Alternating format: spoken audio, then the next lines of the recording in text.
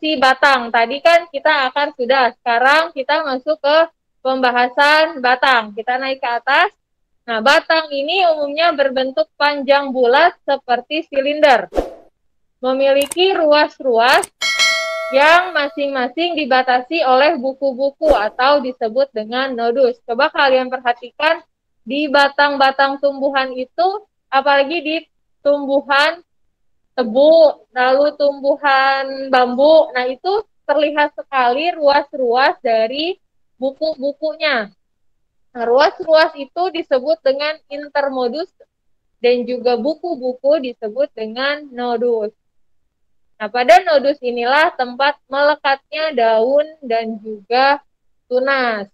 Nah, batang ini tempat melekatnya daun ataupun tunas. Nah, fungsi dari batang itu adalah menyokong bagian-bagian tumbuhan yang berada di atas tanah. Coba kalian bayangkan, kalau tumbuhan itu tidak ada batang, kira-kira daunnya akan nempel tidak?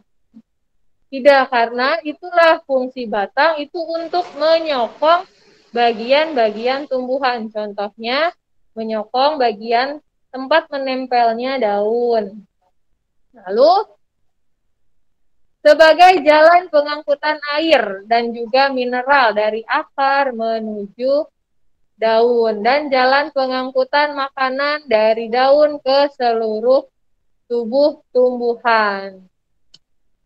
Nah, jadi batang ini adalah sebagai jalur dari penyaluran makanan. Selanjutnya ada batang monokotil dan juga batang dikotil. Nah, kalau batang monokotil itu ruas-ruasnya terlihat jelas. Kalian bisa lihat gambarnya di gambar yang di huruf A ini. Itu adalah batang monokotil. Di contohnya itu adalah pohon bambu. Di sini ruas-ruas dari pohon bambu sangat terlihat jelas, seperti ada buku-buku yang dari pohon bambu. Nah, selanjutnya ada batang tumbuhan dikotil. Batang tumbuhan dikotil ini kebalikannya. Kalau tadi tumbuhan monokotil ruasnya jelas, kalau tumbuhan dikotil itu ruasnya tidak terlihat jelas. Nah, ini tumbuhan yang menyimpan cadangan makanan yang ada di batang. Lanjutkan di sini. Nah, terlihat jelas? Gambarnya jelas? Nah, di sini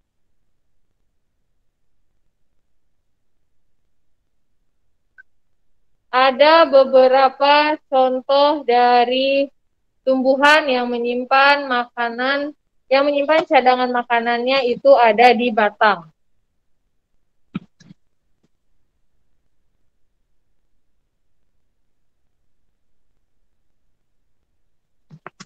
Kita lihat di sini ada tumbuhan apa ini? Ada yang tahu nggak? Tebu, betul. Nah, tumbuhan tebu ini kalian lihat. Ada bagian ruas-ruas buku. Nah, kalau bagian ruas bukunya terlihat, tadi tumbuhannya monokotil atau dikotil?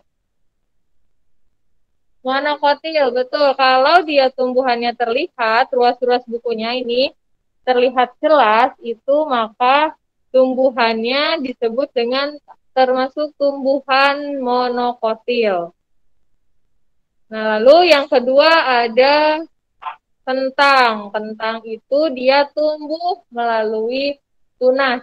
Nah, di sini ada mata-mata tunas, ini yang kecil-kecil, itu adalah tempat untuk tumbuhnya tunas baru yang nantinya akan menjadi tumbuhan kentang yang baru. Selanjutnya ini ada kunyit. Nah, kunyit juga dia ada bukunya nih. Kalau misalkan kalian perhatikan, di sini ada buku dari kunyit. Nah, di sini juga di kunyit itu ada yang namanya tempat untuk bertumbuh tunas atau disebut dengan mata tunas. Nah, sekarang kita lanjutkan ke permainan konsentrasi. Sebelum lanjut materi, kita lanjut dulu permainan konsentrasi. Nah, cara bermainnya, kalian harus fokus. Semua harus fokus dan dijawab dengan cepat. Ya, kita baca sama-sama. Kertas HVS katanya apa? Langsung kalian jawab ya.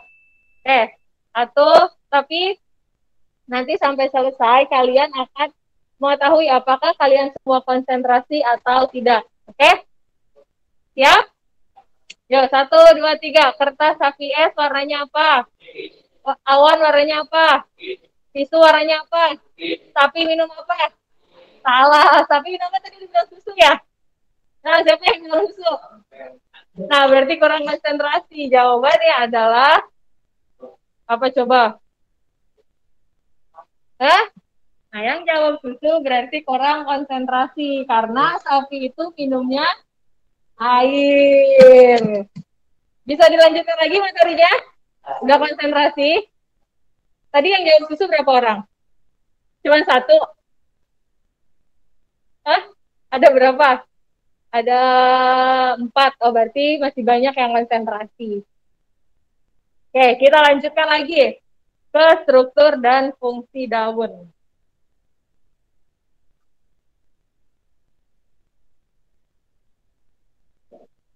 Nah, struktur dan fungsi daun itu, daun merupakan organ tumbuhan yang menempel pada batang. Biasanya berbentuk tipis dan juga lebar, dan banyak mengandung zat warna hijau daun atau biasa disebut dengan klorofil. Jadi klorofil ini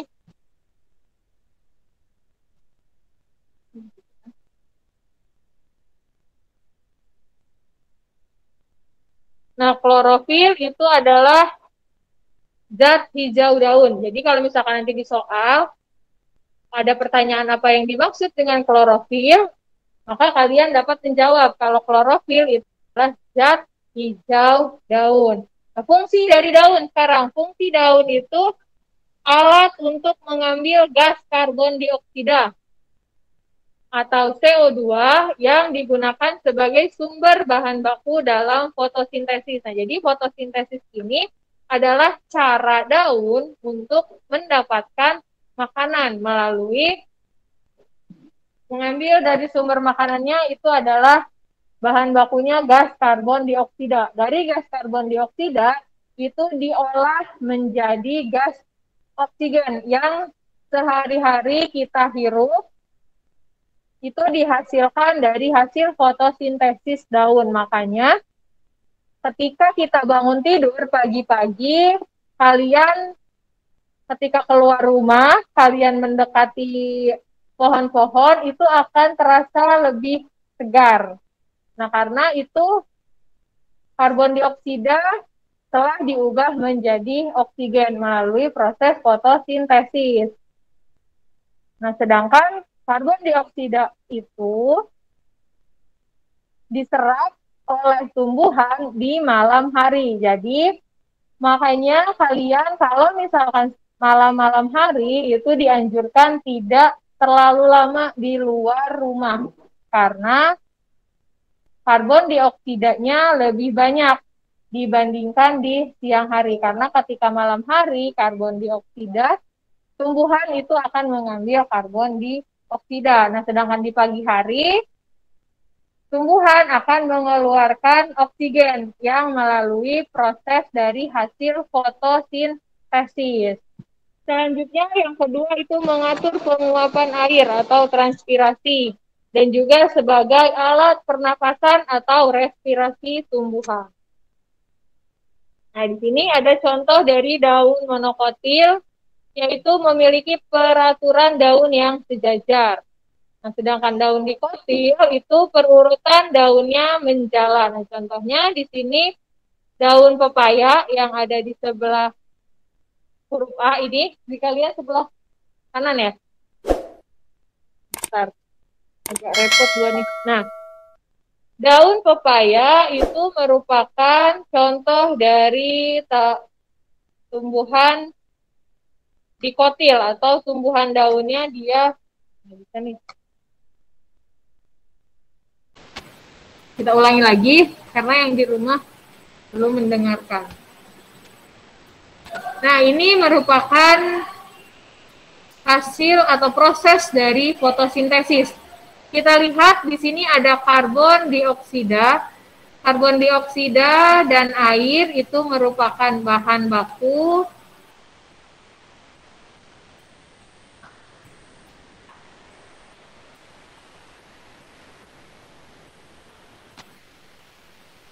Nah, ini merupakan bahan baku dari fotosintesis.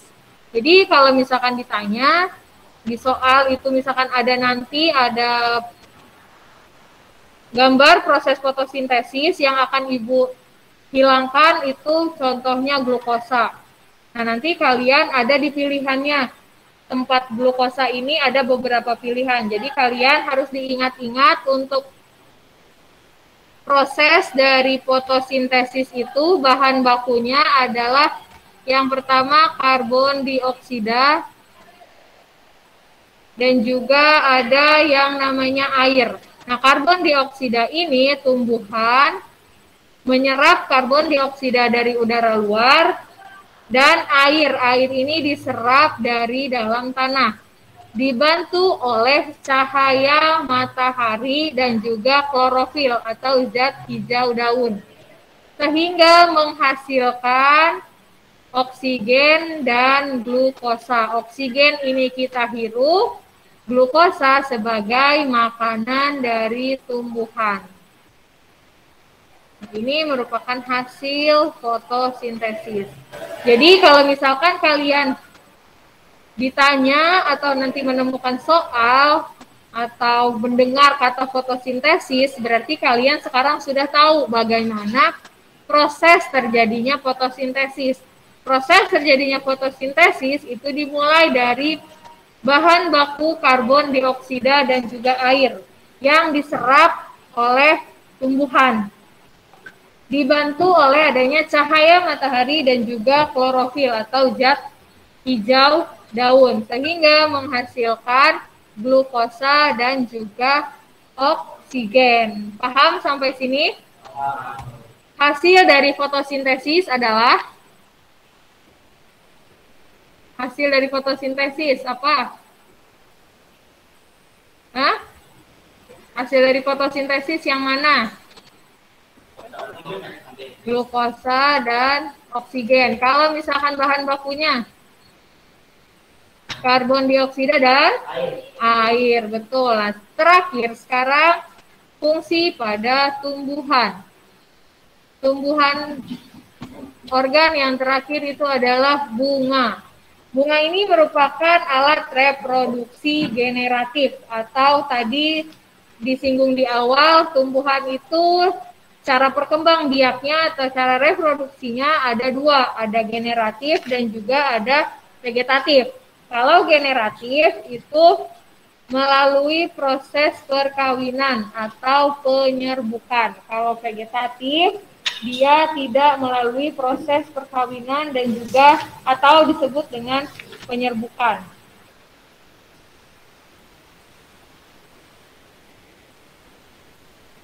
Nah, di sini kalian lihat di sini ada kepala putik dan juga ada benang sari. Nah, benang sari dan juga kepala putik itu merupakan alat perkembangbiakan dari tumbuhan.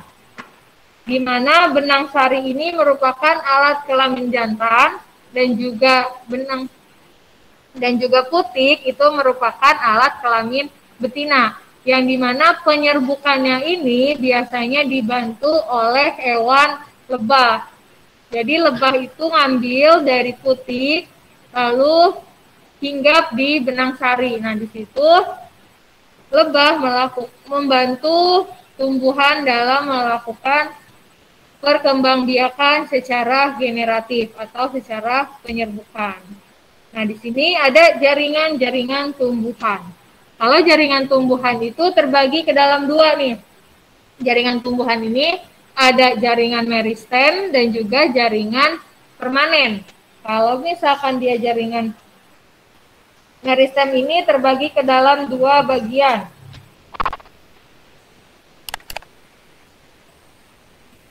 Nah, jaringan meristem ini ada meristem primer dan juga meristem sekunder. Sehingga ada kalau jaringan permanen atau jaringan dewasa itu ada tadi epidermis, ada parenkim, ada penyokong, dan juga ada pengangkut. Kita bahas dulu yang jaringan meristem. Jaringan meristem ini adalah jaringan yang sel-selnya itu aktif membelah diri secara mitosis. Hal ini menyebabkan sel tumbuhan semakin bertambah dan juga dapat menyebabkan tumbuhan mengalami pertambahan. Sebentar, ini tinggi maksudnya. Ini maksudnya tinggi anak-anak. Ini harusnya tinggi, tipu.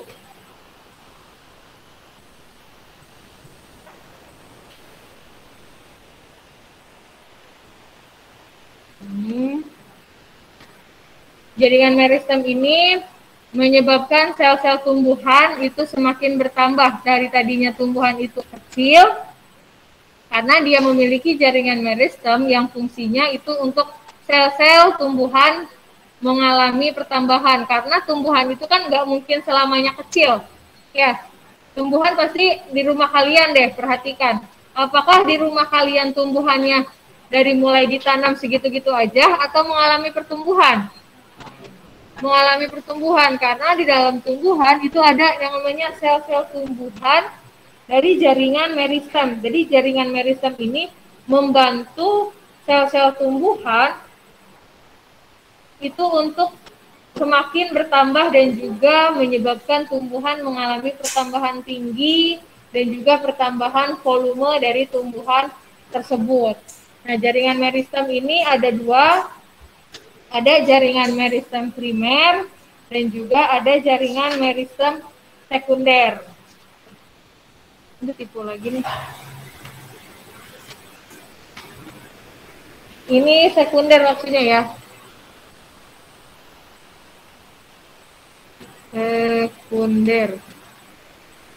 Sekunder.